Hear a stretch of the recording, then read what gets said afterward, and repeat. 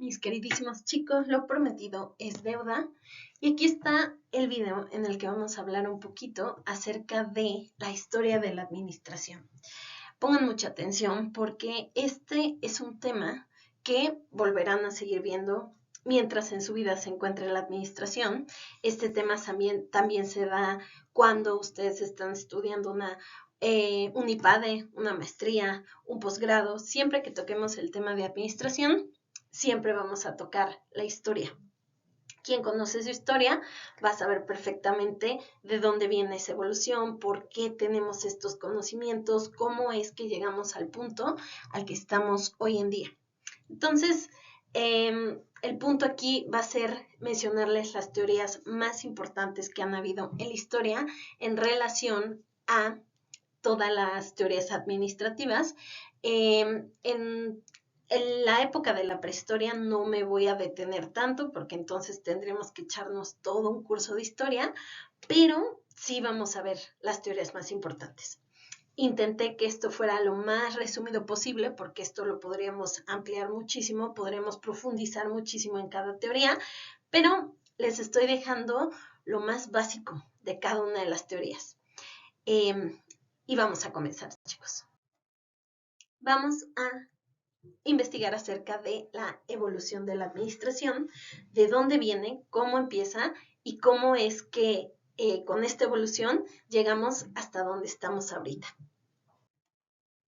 El principio básico de la administración, como lo hemos visto en las clases anteriores, es que tenemos que organizarnos, tenemos que planear, organizarnos. Para esto a veces tenemos que nombrar ciertos líderes, que pueden ser los líderes de la manada, que pueden ser los hombres de la tribu. Todo esto y el principio básico que puede venir en el examen de la administración es cuidar los recursos para que todos podamos subsistir. O sea, obtener los máximos resultados con el menor esfuerzo. O sea, a lo mejor y sí vamos a poder sobrevivir si tenemos a 50 hombres que se van de casa, pero realmente necesitamos a esos 48 extra para hacer otras labores dentro de nuestra tribu. Entonces, aquí es todos los recursos que tenemos, potencializarlos para que puedan dar el mismo resultado que si se fueran 50. O sea, hacerlo con el mínimo esfuerzo, hacerlo lo más práctico posible. Entonces, quiero que se imaginen y que viajemos al pasado cuando todos vivíamos en tribus, todos teníamos una labor que desempeñar dentro de nuestra tribu. Esta fue en muy gran escala lo que hacíamos y cómo funcionaba la administración. Nos juntábamos en tribu, cada quien tenía diferentes habilidades, diferentes formas de hacer las cosas, y esto nos ayudaba a ubicarnos y hacer ciertos trabajos dentro de nuestra tribu para poder usar los recursos de una manera eficiente. Entonces, cada uno de nosotros teníamos hasta cierto punto diferentes labores y servíamos a la tribu en diferentes cosas utilizando los recursos de la mejor manera. Aquí se hacían esfuerzos de colaboración, todos ayudábamos y todos pertenecíamos a esta tribu.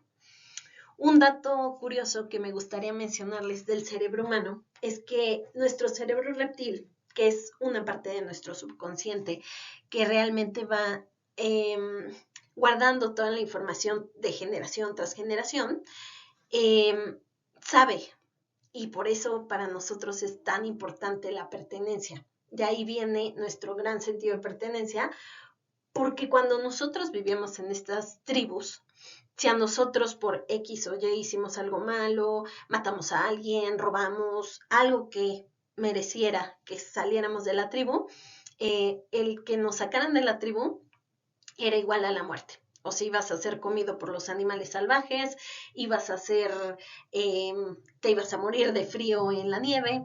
Entonces, este instinto de supervivencia se une muchísimo por esta parte, por esto que vivimos, a pertenecer a un grupo. De ahí viene nuestro miedo a no pertenecer y de ahí por eso nos cuesta tanto trabajo a veces no pertenecer a los grupos, no pertenecer a los equipos.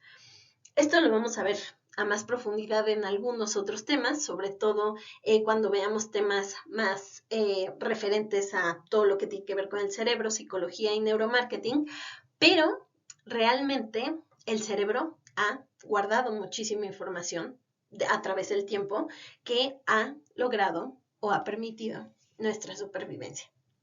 Lo más importante aquí de esta slide es que hubo esfuerzos de colaboración, cada quien participaba en la tribu haciendo lo que mejor sabía hacer, y empezamos a domesticar a los animales, empezamos a hacer nuestros propios tejidos, empezamos a diversificar las actividades en diferentes grupos para que cada quien hiciera lo que mejor sabía hacer. Entonces, ¿en qué nos ha ayudado a través de la historia la administración? La administración ha contribuido a que fomentemos habilidades.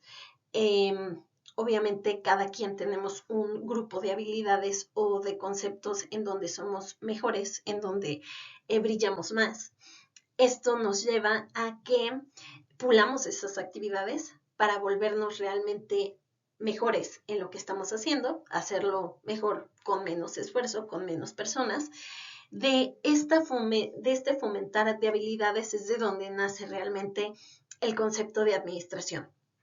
Planeamos cómo vamos a hacer las cosas, nos organizamos por grupos dependiendo de las habilidades que tenemos, controlamos los recursos y a las personas que tenemos, o sea, tú no puedes ser pescador y mañana irte a tejer ropa, por decirlo así, hay cierto control, hay cierta estructura, hay cierta forma de medir las cosas, en una hora tienes que pescar tanto, en un día tienes que entregar tanto, y debe de haber indudablemente en todas las tribus una dirección, o sea, debe de haber alguien que supervise, alguien que esté a cargo, alguien que dirija la tribu y que nos ayude a mantener este control. También hay un desarrollo personal, pues obviamente empezamos a desarrollarnos en eso que nos gusta, en eso que somos buenos, en eso que tenemos cierto talento o cierta habilidad. Lo que se busca para la supervivencia de la tribu, obviamente, es la optimización de los recursos. Nosotros no podemos subsistir, no podemos existir si no utilizamos los recursos de la mejor manera posible. Entonces, queremos optimizar los recursos para que la tribu los pueda aprovechar de una mejor manera. Esto también nos lleva a tener que trabajar en equipo. Cada tribu es un equipo y cada tribu se divide en equipos más pequeños que se dedican a diferentes cosas. Entonces, esto nos ha enseñado a también pertenecer a estos equipos y hacerlo lo mejor posible y a comportarnos lo mejor posible para apoyar el equipo. Conforme va pasando el tiempo, obviamente nos volvemos más especialistas en diferentes cosas. Vivimos cerca del mar, nos volvemos especialistas en pesca, vivimos cerca de las minas de oro, nos volvemos especialistas en justamente extraer el oro, extraer los metales preciosos. Entonces, aquí, dependiendo de los recursos disponibles y también dependiendo de cuánto tiempo llevemos haciendo una cosa, vamos volviéndonos mejor y mejor y mejor y provoca una especialización. Podríamos decir que desde aquí vienen el estudiar una carrera. Tú buscas tus propias competencias en donde haces las cosas y te gusta hacer esas cosas para poderte especializar y luego servir a tu gran tribu, a tu familia, a la comunidad en eso que tú sabes hacer muy bien. También nos damos cuenta, como más o menos lo mencioné anteriormente, que el liderazgo es algo fundamental. Necesitamos líderes en cada una de nuestras tribus, en cada uno de nuestros equipos, para que nos guíen, para que nos digan qué hacer, básicamente para que ayuden a mantener el orden y nos ayuden a sentirnos también seguros de que hay cierto orden, hay ciertas personas que nos apoyan a saber hacia dónde vamos.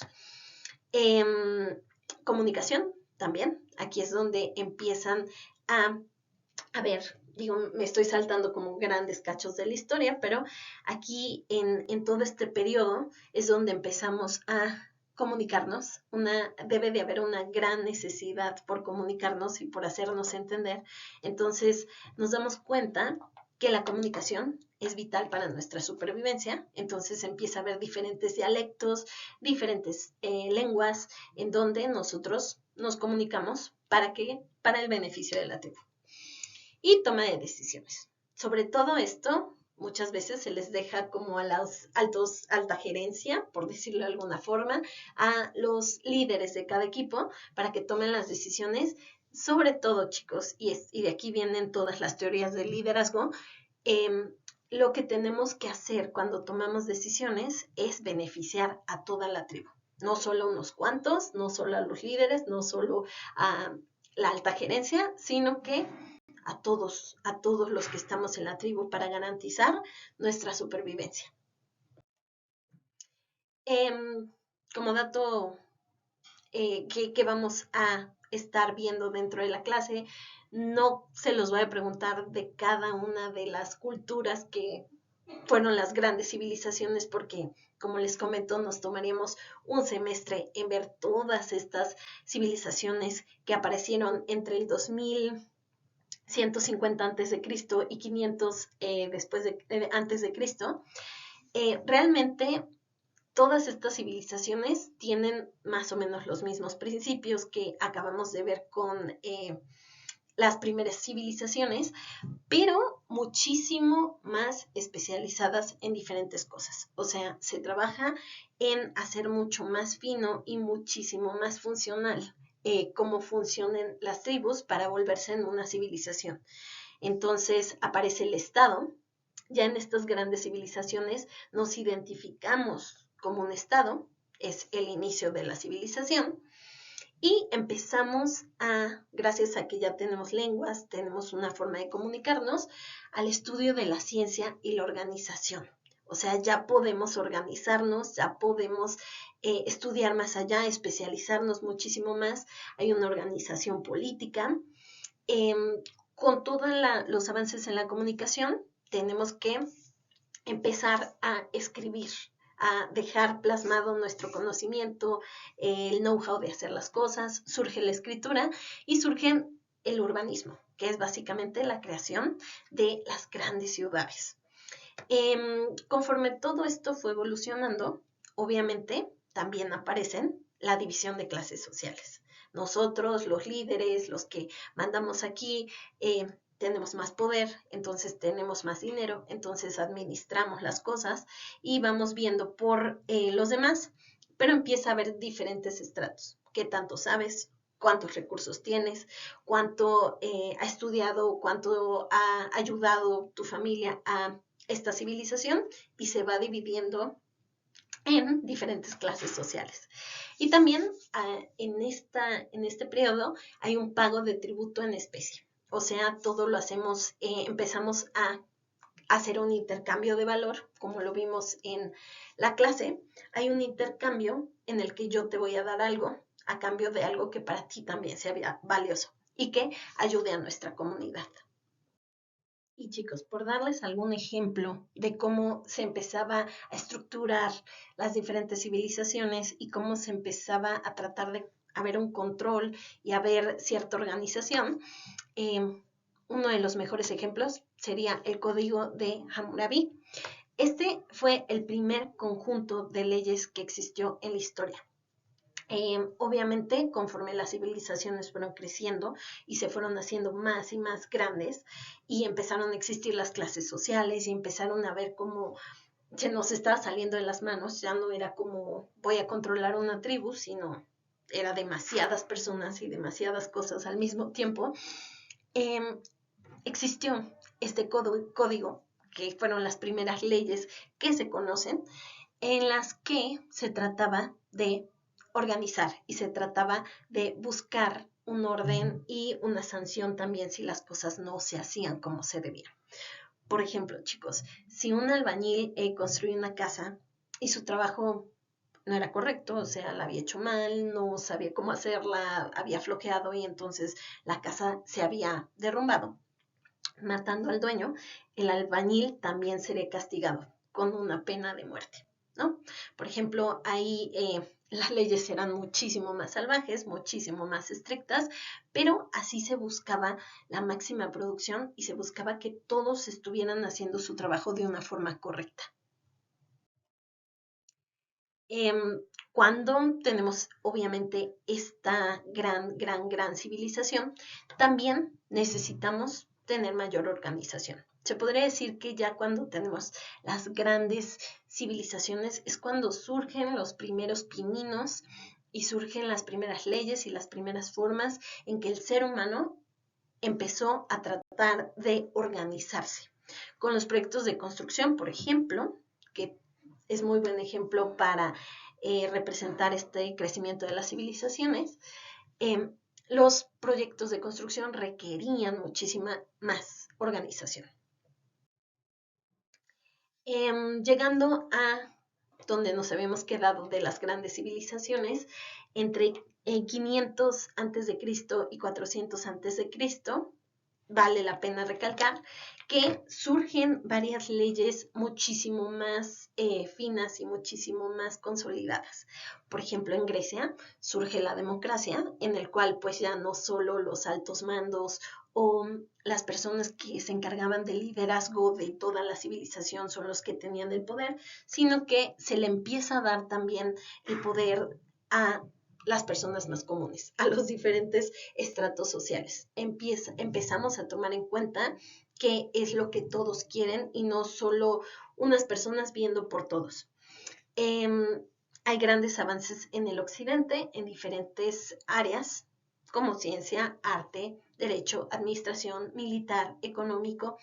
También queremos en este momento expandir nuestras civilizaciones y es cuando empieza también a crecer mucho el área de la milicia para poder ir y tener más territorios, abarcar más civilizaciones y conquistar más partes de del mundo y poder obviamente tener mayores recursos y ser una civilización mucho más poderosa. Aquí, chicos, hay una estricta supervisión del trabajo y casi siempre cuando alguien no cumplía con su trabajo o cuando alguien no acataba las reglas, como lo vimos en el código de Hammurabi, había un castigo físico. Era o pena de muerte o latigazos o algún castigo físico que era la forma en que se controlaba o se intentaba controlar la civilización. Dato, los fenicios, por ejemplo, eran muy buenos navegantes, fueron los primeros grandes comerciantes. En este momento de la historia surge el comercio. No solo quiero atacar para tener más recursos, sino voy a intercambiar cosas que nosotros somos especialistas, que hacemos muy bien, con a lo mejor alguna civilización cercana que también sabe hacer algo que yo no, y cada quien intercambia lo que sabe hacer, ¿no? En lo que es especialista. Fueron los primeros grandes comerciantes, los fenicios, son los primeros en lograr recorrer todo el Mediterráneo gracias a su gran conocimiento en navegación.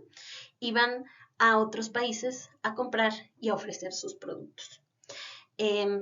Como dato curioso también, chicos, las reglas del fenicio nos decían que hay que comprar lo más barato que se pueda, lo más barato que puedas. Ellos vendían lo más caro que se podía porque sus productos eran especializados, eran muy buenos, buscaban comprar barato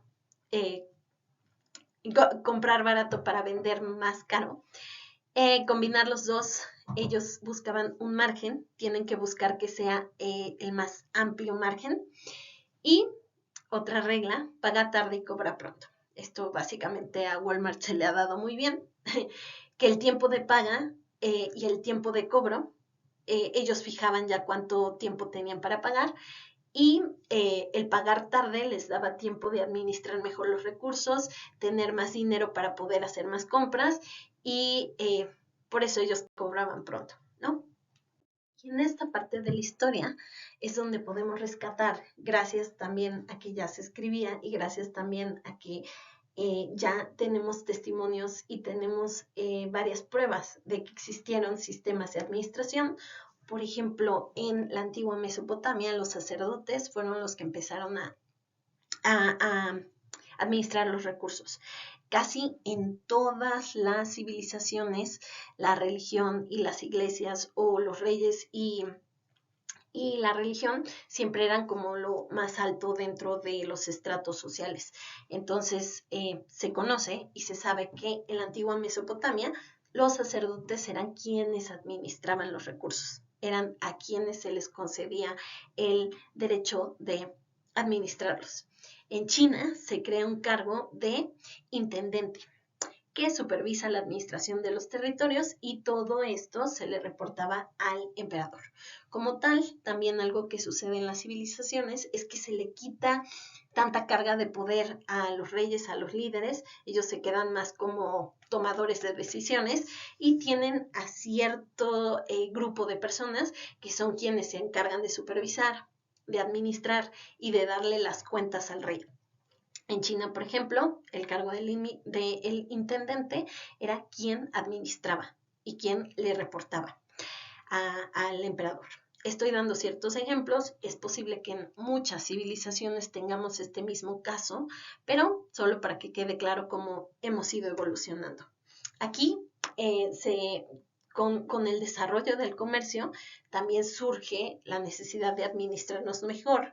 Recuerden que con el comercio nos damos cuenta que diferentes ciudades y diferentes civilizaciones son especialistas en diferentes cosas. Entonces, por eso nos convenía mucho el comercio, porque nosotros como civilización no podíamos, o como ciudad, no podíamos hacer todo bien.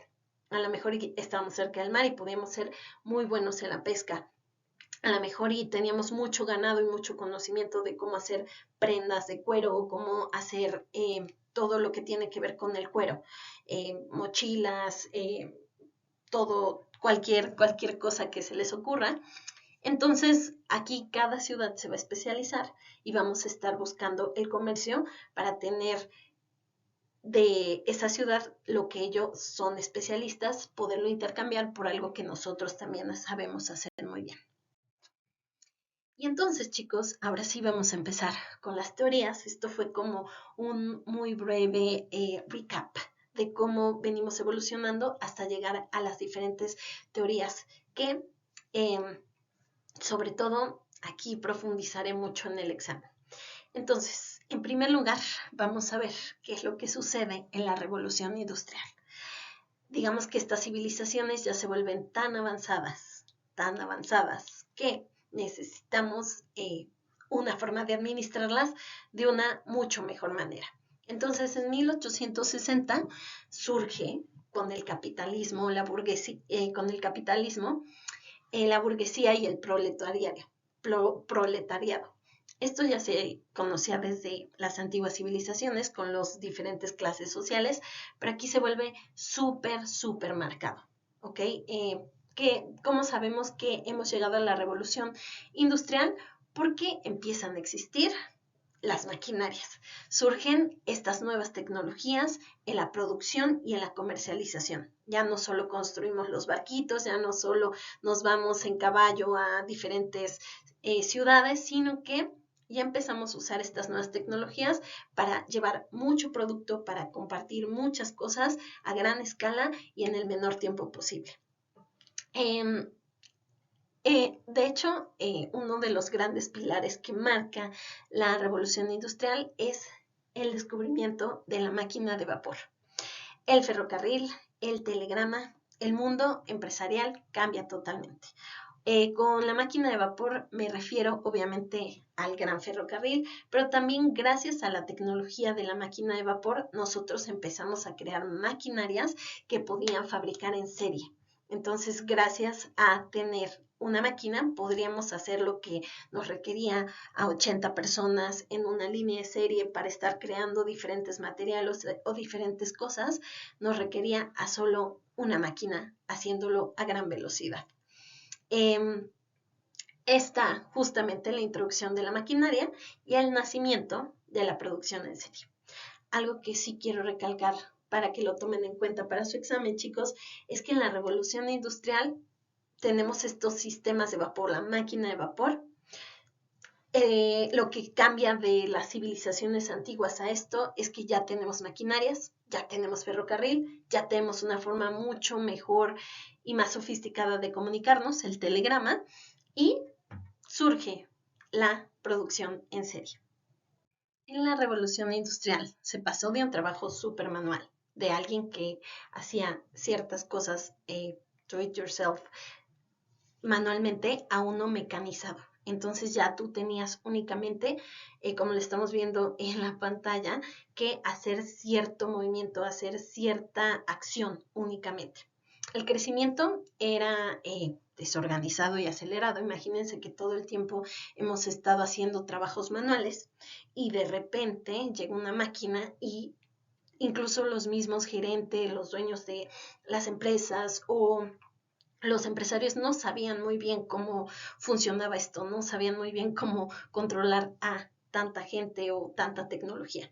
Hubo un crecimiento muy acelerado, cambiaron las cosas muy fuertemente y esto provocó una gran desorganización. Y esto también nos llevó, lamentablemente, a la deshumanización del trabajo. Como ya había las grandes máquinas, como ya había estos grandes avances tecnológicos, eh, no se valoró o no se valoraba tanto al empleado. Se le trataba incluso, se le empezó a tratar como una máquina. Entonces, si la máquina lo podía hacer, tú también lo podías hacer. Como lo vemos en la imagen que les muestro del lado izquierdo, casi ese trabajo que están haciendo tan mecanizado es como un complemento, algo que podría ser la maquinaria, ¿no? Se buscaba robotizar a el trabajo humano. Y esto también nos llevó a una mayor explotación del trabajador. En esta revolución industrial nace nuestra primera teoría, la teoría o administración clásica de Taylor o la teoría de Taylor. Él lo desarrolla junto con ingenieros y economistas, entonces imagínense que estamos buscando que se tenga el mayor beneficio y obviamente tal vez no estamos tomando en cuenta la parte humana, sino más bien la metodología, los tiempos y los movimientos. Y justamente la gran aportación que hace Taylor es el estudio de métodos y tiempos para racionalizar el trabajo. En lo que dice es que va a analizar cada una de las tareas que hacen los obreros y las va a perfeccionar. O sea, si tú tienes que poner tapitas en la línea de producción, vamos a ver cuánto tiempo lleva rodar las tapitas, cuánto tiempo te lleva agarrar una tapita, poner la tapita, rodar la tapita. Analizaba cada uno de los movimientos y los perfeccionaba para que se pudieran hacer en el menor tiempo posible con la mejor eficacia.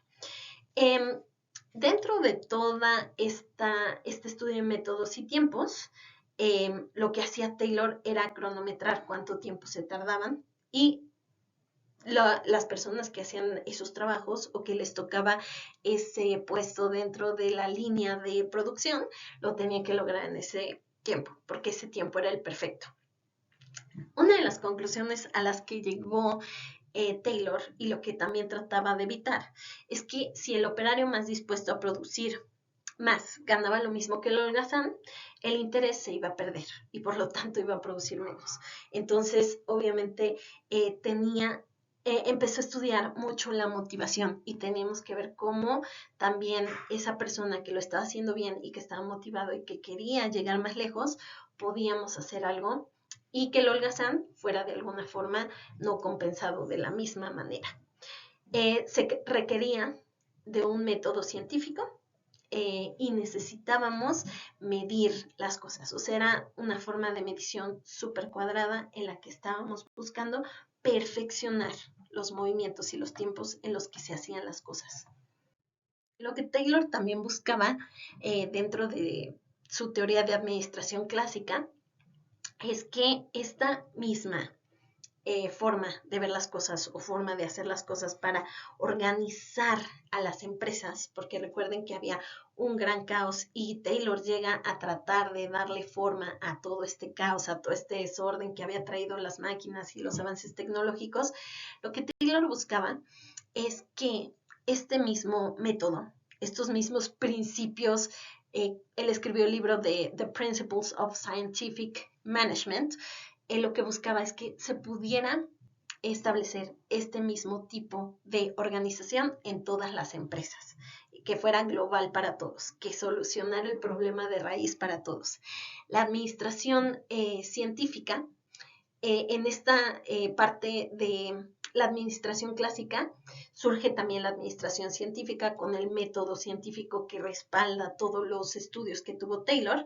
Los empleados debían de ser instruidos y colocados científicamente para perfeccionar sus aptitudes. O sea, que se hacían ciertos estudios y análisis para ver qué es lo que podías hacer mejor, cuáles eran tus aptitudes más destacables, y entonces se te proporcionaba un puesto en el que probablemente ibas a estar toda tu vida.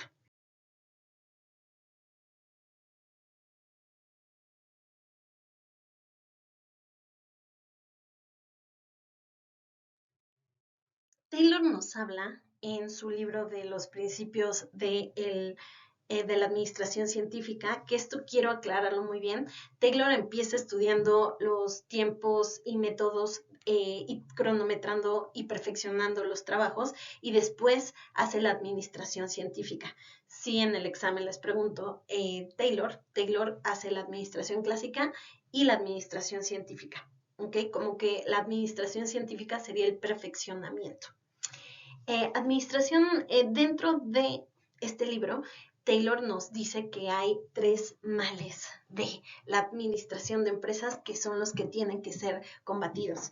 Él comenta que todos los operarios o todas las personas por naturaleza somos unos vagos. Entonces, cuando nosotros ya estamos cómodos o terminamos de aprender un trabajo, los empleos reducen su capacidad productiva hasta 1/3 de su potencial. Cuando se sienten cómodos, cuando se relajan, bajan su potencial.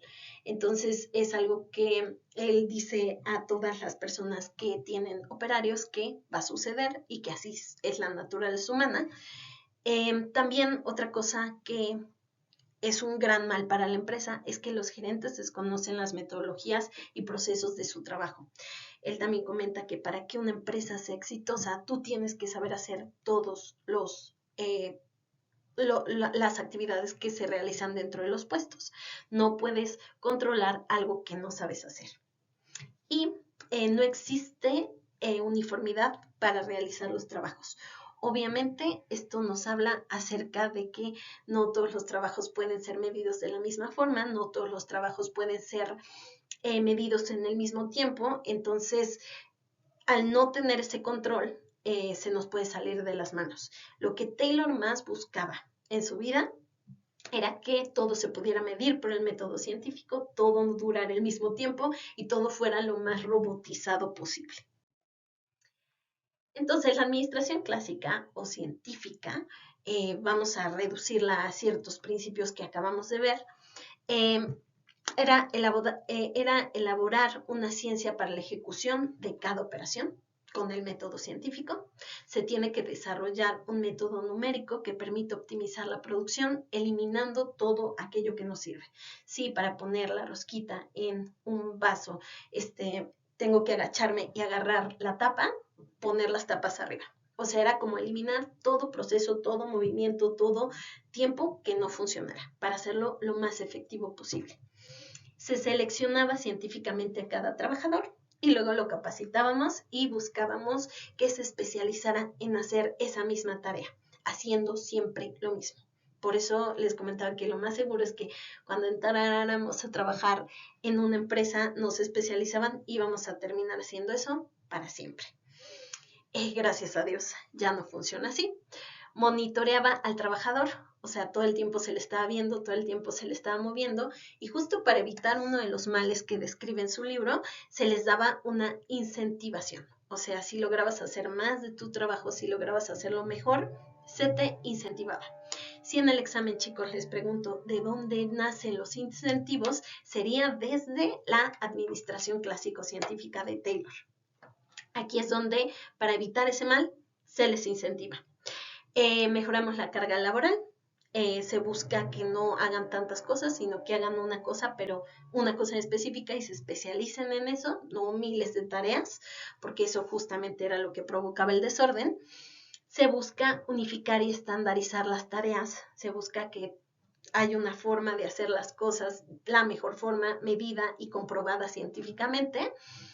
Y se hacen muchos estudios de la fatiga humana, o sea, suprimir movimientos inútiles. Lo que les comentaba de agacharse, mejor ponerlo arriba para que no se tenga que agachar y buscar suprimir todos esos movimientos que nos quitaban tiempo, que cansaban al trabajador y que no nos servían de nada.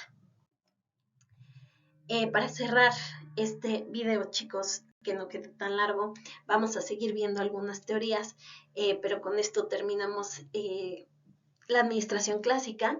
Dentro de las críticas del Taylorismo, por lo cual vinieron nuevas teorías, porque obviamente, como ustedes se podrán dar cuenta, hubo muchas cosas que no estaban cuidando mucho al trabajador o proporcionando la mejor forma de hacer las cosas. Es que, bueno, realmente el Taylorismo buscó mucho limitar al sector productivo, buscó mucho que el sector productivo solo hiciera lo mismo una y otra vez para especializarse, sin poder haber un crecimiento, sin poder cambiar esa especialización. Hubo muy poca importancia el factor humano. Y de hecho esto lo vamos a estar repitiendo en muchas teorías antiguas, donde el trabajador no era tomado en cuenta. Básicamente, era tratado como un robot. De hecho, al Taylorismo también se le conoce como la teoría del hombre-máquina. ¿Por qué? Eran suprimido totalmente sus necesidades, lo que él quería, lo que él necesitaba.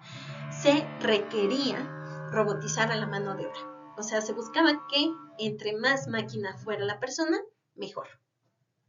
Y hasta aquí, chicos, vamos a dejar esta clase de la historia o la evolución de la administración, con haber visto y respondido las preguntitas dentro de este puzzle. Ustedes ya tienen su participación del día y también tienen su asistencia. Entonces, tienen que verlo hasta el final. Espero que estén viendo este mensaje en este momento.